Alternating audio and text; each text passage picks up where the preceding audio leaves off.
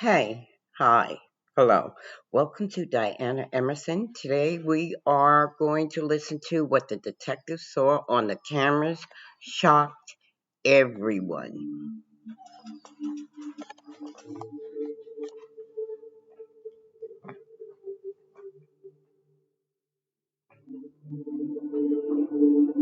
Hey guys, welcome to my channel, and today we're going to take a look at another horrible case with you.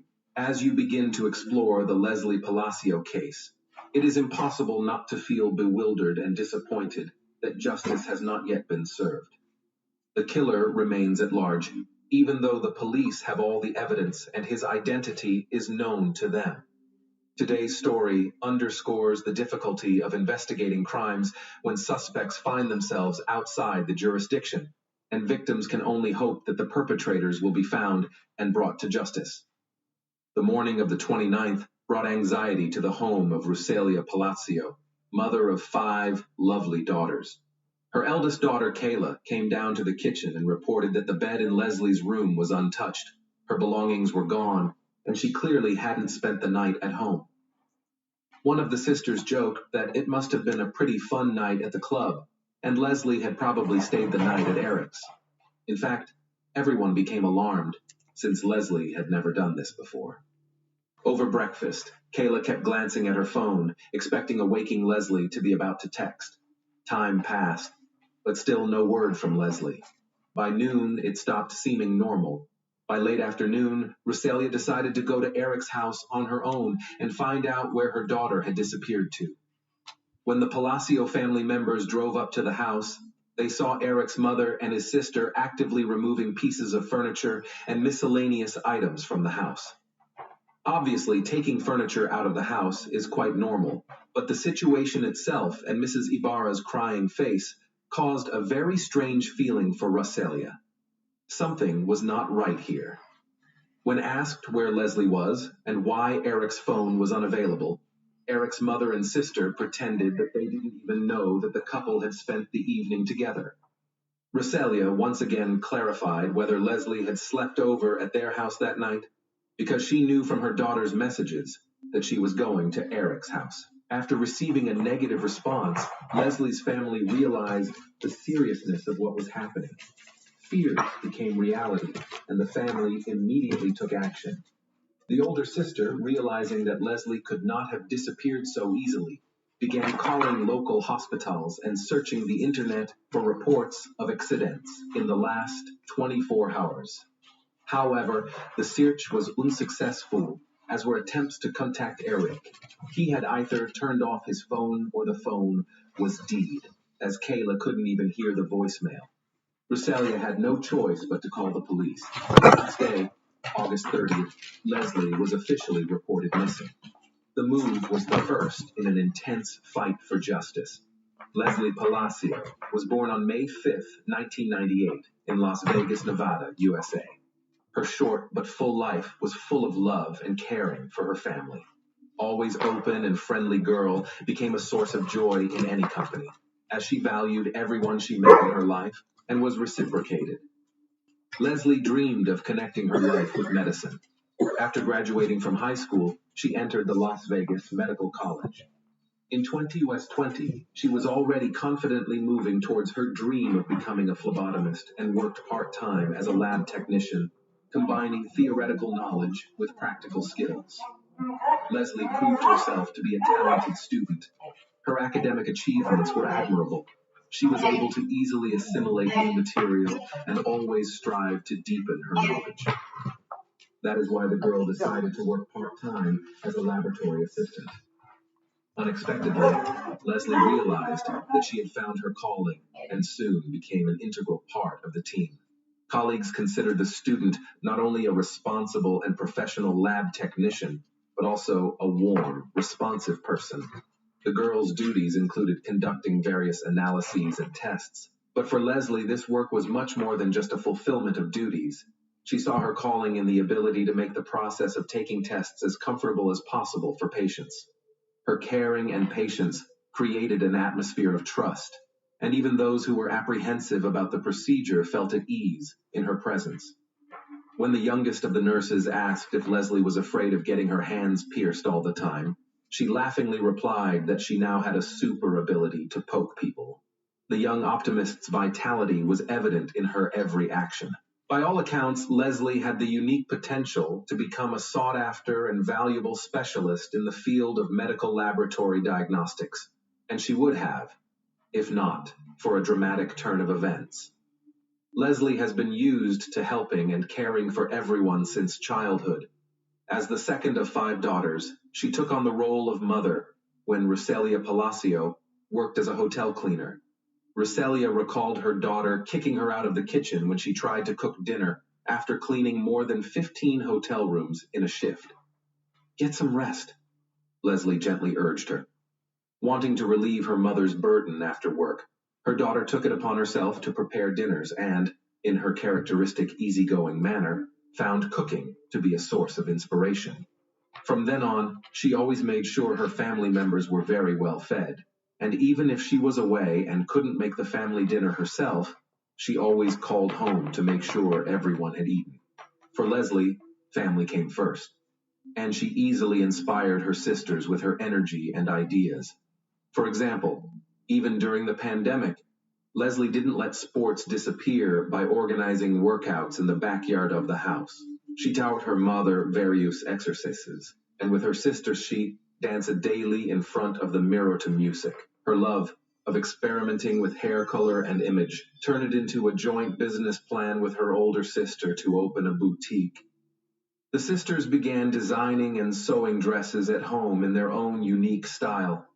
When the coronavirus pandemic happened and Rosalia was laid off due to downsizing, Leslie suggested her mother start her own small cleaning company and assured her that she would definitely help her with the cleanings in her free time from work and school.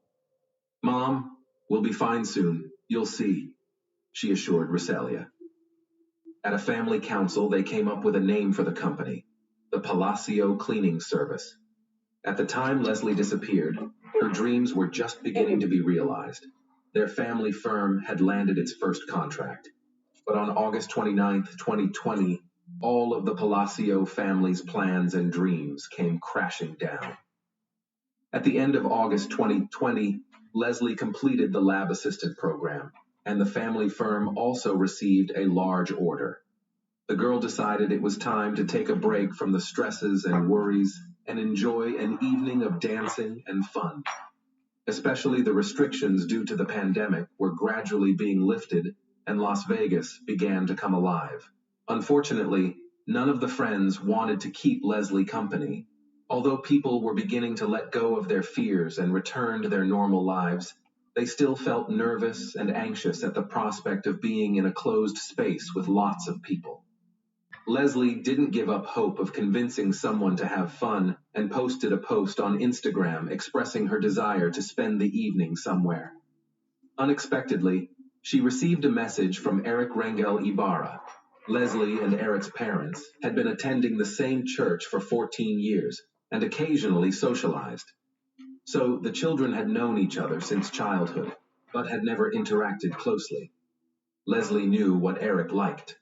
The guy texted her, showed her attention, but Leslie never reciprocated. She was polite to him, however. On any other day, Leslie would have declined Eric's desire to keep her company.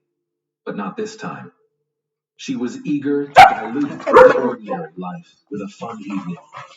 The whole day passed in anticipation and anticipation.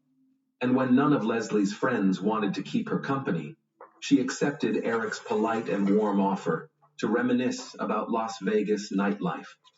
Sharing a night out with Eric seemed like a better choice than going nowhere at all.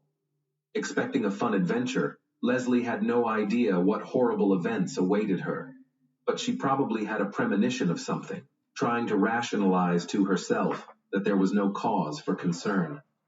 Anyway, Leslie agreed with her sister that she would send her regular messages, telling her exactly where she was. She also told Kayla in great detail where she was going and with whom and what places she might end up in. After a while, the older sister received a strange message. Can you believe Eric is totally not going to drink this evening? We're at a party, but it looks like I'm going to have to party alone. Afterward, the sisters exchanged joking messages on the topic of healthy living. The first place Eric and Leslie went to was the casino at the Longhorn Hotel. Police officers would later see on surveillance footage of the couple getting out of a white Ford F-250 owned by Eric at 0:31 a.m. on Ayuk 29 and entering the casino, then leaving a short time later at 1:56 a.m. The couple would then leave the casino. Leslie kept in contact with her sister, telling her what was going on. At 4:40 a.m., Leslie sent her sister another strange message. I need to talk to you about something shitty. Kayla asked what happened and, according to her, a text box popped up, as if Leslie had started to reply, but no answer ever came. That text message was the last of the girl's life. The morning of the 29th came.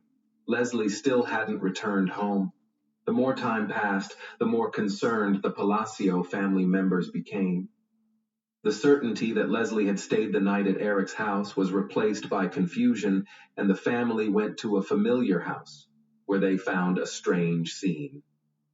Mrs. Ibarra and her daughter were taking out furniture, pretending that they had heard for the first time that Leslie and Eric had spent the evening together. In fact, Leslie's family arrived at Eric's house just in time. If they had arrived a few hours later, the investigation would have been significantly delayed. The police found traces of blood in the house, a mess in the bedroom, which suggests that Eric's mother and his sister spent the whole day, strangely enough, not to clean up the traces of the crime, but to pack things, down to the pieces of furniture. The family was clearly not going on a picnic, but planning a long-term and thorough absence. Most likely, they had arranged to reunite with Eric and his father, Jose, in Mexico, where the two had traveled in order to escape justice. Upon seeing the Palacio family, Mrs. Ibarra probably realized that the chance to leave was gone, leaving evidence in the house that no one would take the time to clean up. Panicked, mother and daughter began to simply deny knowing about Leslie and Eric's evening together. It was this behavior that led to the suspicion that something irreparable had happened. Fortunately, the Las Vegas police took immediate action and sent out a billing inquiry intending to track Leslie's movements since the previous night. But unfortunately, it takes some time to get that data, while the Palacios couldn't sit back and wait. The family started a campaign to spread the word about Leslie's disappearance. People responded and began actively sharing the information on social media. No one expected that there would be so many people who cared. Eric's mom especially didn't expect it.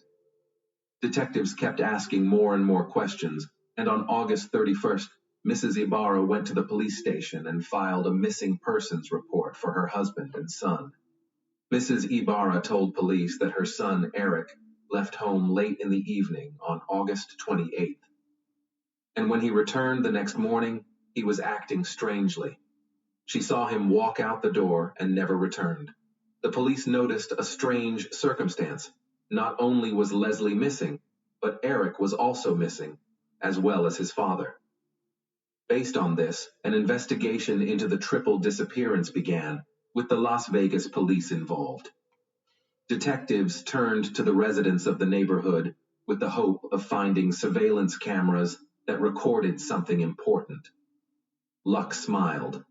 It was discovered that just across the street from Jose Ibarra's home, there were surveillance cameras. In addition to the CCTV footage, police obtained billing data that allowed them to track Leslie's movements in the early morning hours of the 29th. Detectives found that the couple went to the casino and afterward to a grill bar, which they reached around 02:15 a.m. Accidentally or not, Leslie's cell phone was left at the bar, and the records show that Leslie left the establishment around 5:50 a.m., which is quite early in the morning. At 06:05 a.m., neighborhood cameras captured Eric's car pulling up to the family home. The nature of his assistance to Leslie in getting out of the car and on the way to the house clearly indicated that the girl was heavily intoxicated. At 07:25 a.m., Eric and his father, Jose, are seen carrying Leslie's body out of the house, wrapped in a sheet, and placing it in the trunk of the car. Eric then drives away while Jose hoses down the driveway to their house. These actions clearly indicated that Eric and Jose were not missing, but were fugitives from justice. After police saw the footage, a search warrant was obtained for Ibarra's home. As a result, detectives uncovered a lot of additional evidence showing that Leslie had not left the house voluntarily. The house had been cleaned with cleaning products in an unsuccessful attempt. Latex gloves and trash bags were also found. But the most important piece of evidence was the discovery in Eric's room. Traces of blood were found on the floor and on Eric's bed, an obvious sign of assault. And without DNA testing, it was clear to investigators that the blood belonged to Leslie. From that point on, Leslie Palacio was no longer missing, and investigators focused their efforts on finding her body. Eric and Jose were reported missing. As investigators searched diligently for suspects, the shaken Palacio family made efforts as well. Rucelia asked members of the church community to help search for her daughter's body as search volunteers. Flyers and posters with Leslie's photo and images of Eric and Jose appeared on social media, newspapers, and street poles. The Palacio family is asking the public to intervene and help them find these two men involved in the girl's death, was the message on each flyer. The first major breakthrough in the investigation came when a license plate reader spotted Eric's car just 6 miles from his home around 10 a.m. August 29. He was heading back to his home just 4 hours after Leslie's alleged murder. The information uncovered made investigators realize that the location where Eric may have hidden the body was within a 4-hour drive of his home on the Nevada-Arizona border, or the Charleston Peak side, which is a huge area. So detectives were desperate for any additional information that could help them determine a more precise location. Once again, luck smiled on them when footage was recorded at a gas station 40 miles north of Las Vegas, showing Eric's car pulling off the highway toward the Valley of Fire National Park. The car backed up 20 minutes later with muddy tires. The find narrowed the search and pointed to the possible location of the body within 20 miles of the gas station. The mud on the tires suggested that Eric had driven off the road at some point. Detectives began searching the area. Police and volunteers combed through hundreds of acres of land, and on September 9, during a second search, they found Leslie Palacio's body hidden near a bush. News outlets immediately spread the word.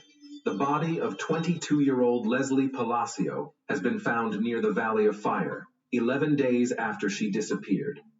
A reporter joined the report, providing additional details about the prime suspect, 25-year-old Eric Rangel Ibarra.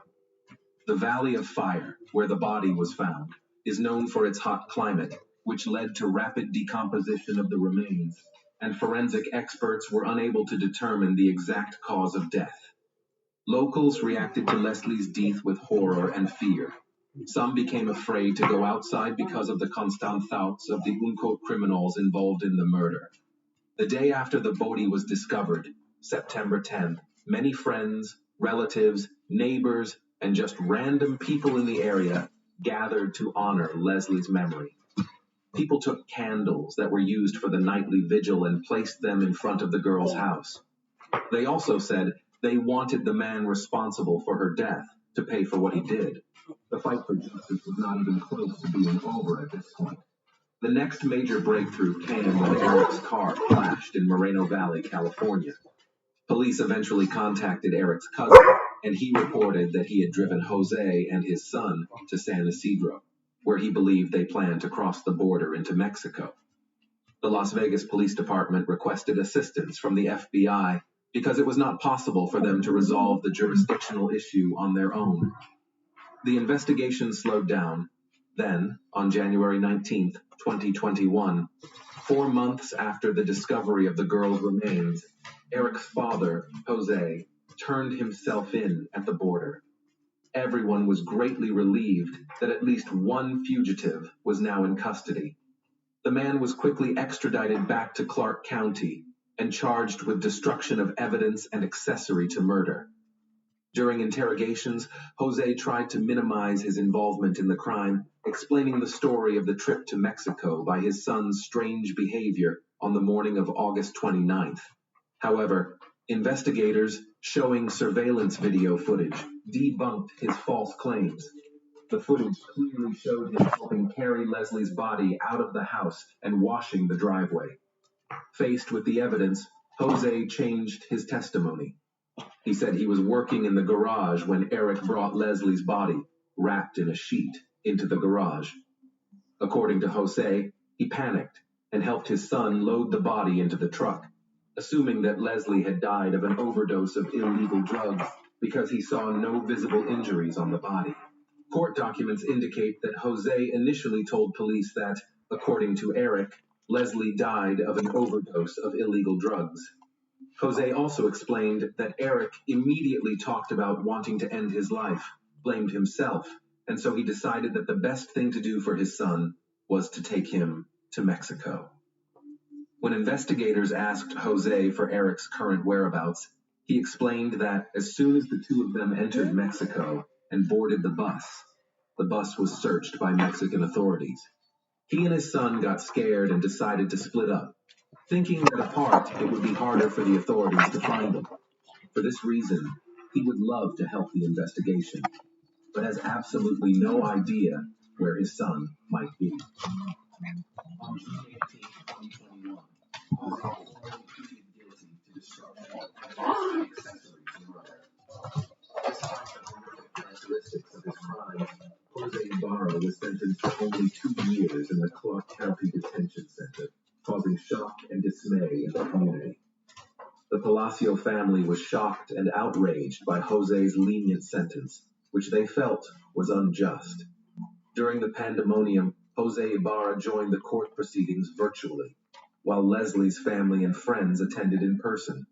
They urged the judge to impose a harsher sentence, arguing that 2 years was not enough for an accessory to murder who helped dispose of the body and hid the perpetrator. Jose Ibarra pleaded guilty and tried to apologize to Palacio's family, saying his love for his son outweighed him. He expressed regret for his actions. However, Leslie's family did not accept his apology and did not consider it sincere. To date, Eric's whereabouts remain unknown, and he continues to live a free life in Mexico. 2022.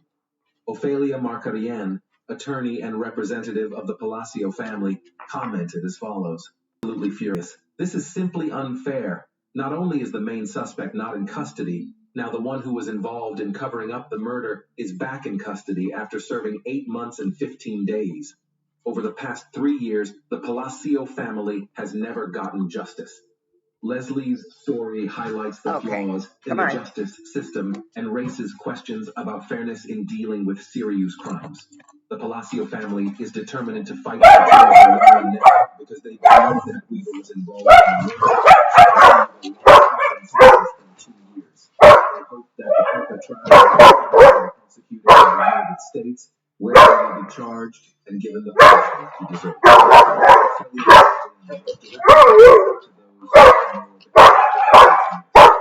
In every single interview, she calls for Palacio's family to be given a small measure of justice. Thanks for watching, guys. Subscribe to the channel.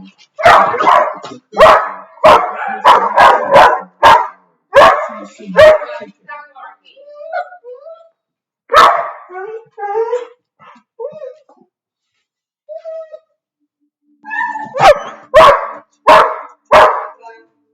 No barking.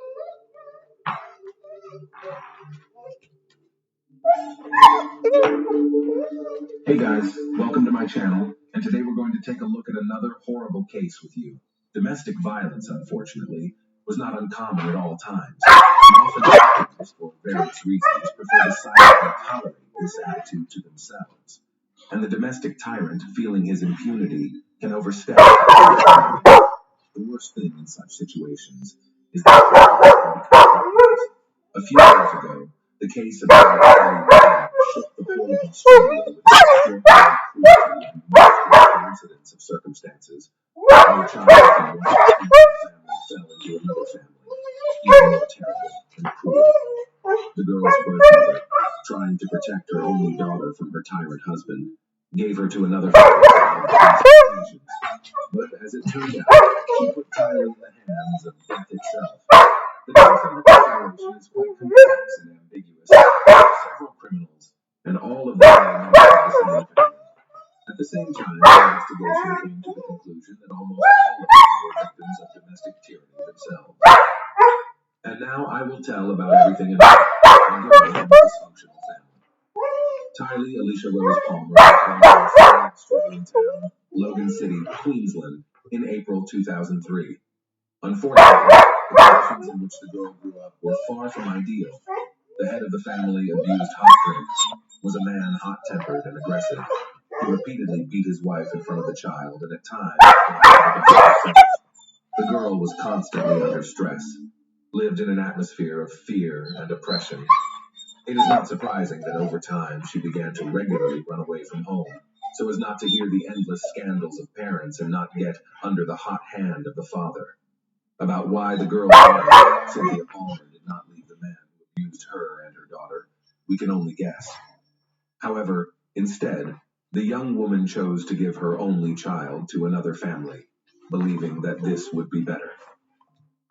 Subsequently, Cynthia repeatedly stated that it was a forced measure and that she was very sorry about it, but at that time to do otherwise because she herself was hostage to circumstances. But there is another version, told by neighbors of the dysfunctional family. According to some, Cynthia herself is addicted to alcohol. She took the and told her connections not to use it. She escaped away from home, where she was found wandering the streets on the other side of the city. The family is seriously interested in child protection services. Families and servants visited the family home and offered help, and Cynthia did not refuse to have her daughter temporarily placed in a foster home. Given the environment in which the girl was brought up, it is not surprising that she grew up to be a difficult teenager with a difficult character. Therefore, finding her a foster family was not an easy task. She was constantly running away, loitering and begging on the streets, disobeying her guardians, doing everything in her own way. Tylee did not stay with her first two families for long, because her foster parents simply could not cope with her. She did not commit any serious offenses, but she was periodically accused of lying. The girl wanted the comfort of home, but did not imagine what it should be, and any disagreement with the household inevitably ended with the escape of the child, the Thorburn family. In early 2015, it seemed that the perfect foster family had been found for Tylee and was ready to welcome her with open arms. The Thorburn family consisted of 4 people. Spouses Rick and Julia Thorburn were raising 2 sons, Josh, who was already 19 years old at the time, and Trent, who was barely 18. The family lived in a spacious 2-story house with a swimming pool, located in a small country place in the suburbs of Brisbane. They owned their own horse farm, and Julia organized a private kindergarten at home, which was very popular, and local parents willingly trusted the Thorburns with their children. The family was considered well-to-do and prosperous, well-regarded in their home state, and trustworthy. In addition, they had indicated a willingness to take a troubled teenager into their care, which was rare. Child Protective Services decided that this option was the most suitable for Tylee, and in January, the girl moved into a new home. At first, everything went according to the usual scenario. The girl rebelled, refused to live with her guardians, and ran away from them several times. But each time, the Child Welfare Service found her and sent her back. But as the months went by, Tylee seemed to calm down, accepted her new family, and got along with them. In reality, however, the outward well-being hid a real drama that soon spiraled into tragedy: the mysterious disappearance of Tylee. The girl studied in one of the local schools, which was located a few kilometers from the house of her guardians, so the foster father took Tylee to school every day, and after school picked her up. She made a lot of friends in the new place, who spoke of her as a kind, cheerful girl, but she still dreamed of returning to her home, and kept in touch with her biological mother and grandmother. Tylee also occasionally complained of discomfort and even fear, without specifying what exactly she was afraid of. On the morning of October 30th, 2015, Rick drove his car to school as usual, and then returned home to do chores. But soon he received a phone call informing him that his adopted daughter had failed to show up for class.